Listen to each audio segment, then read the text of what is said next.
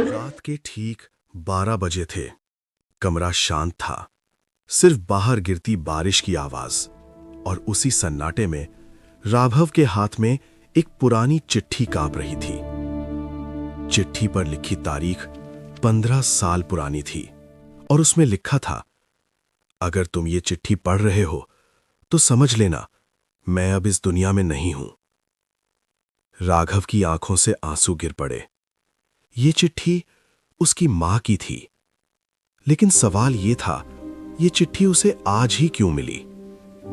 15 साल पहले राघव ने गुस्से में अपनी मां से कहा था, आपको कुछ नहीं पता, मेरी जिंदगी मेरी है। और उसी रात वो घर छोड़कर चला गया था। पीछे रह गई थी एक मां जो दरवाजे पर खड़ी बस अपने बेटे की पीठ देखती रही।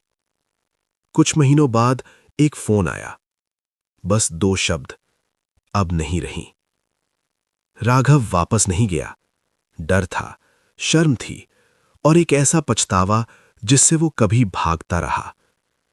आज 15 साल बाद उसे एक पैकेट मिला, पुराने घर से। अंदर वही चिट्ठी जो कभी भेजी ही नहीं गई थी। राघव ने कांपते हाथों से चिट्ठी खोली।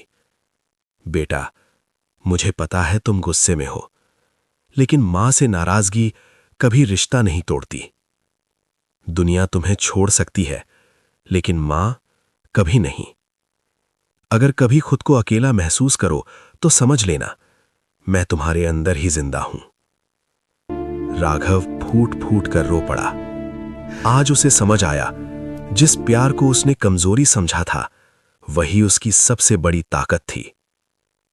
अगले दिन वो अपने पुराने घर पहुंचा। दीवारें टूटी हुई थीं, छत गिर चुकी थी, लेकिन दरवाजे पर अब भी कुछ लिखा था। घर वो नहीं जहां दीवारें हों, घर वो है जहां कोई तुम्हारा इंतजार करे। दोस्तों, अगर आपके मां बाप आज जिंदा है तो देर मत कीजिए।